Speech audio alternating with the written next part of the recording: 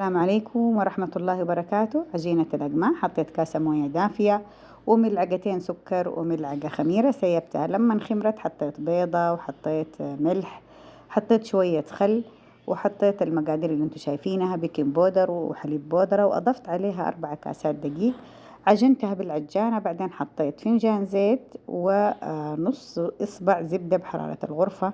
بعد ما خمرت بدأت أدهن الأقماع وفردتها زي ما انتم شايفين ولفيتها على الأقماع. أنا صراحة أحبها قصيرة، ما أحبها طويلة. خبزتها في الفرن بعد ما دهنتها بحليب مع نسكافة، خليتها تبرد، بعدين جمدتها في تبسي في الفريزر، بعدين شلتها في أكياس.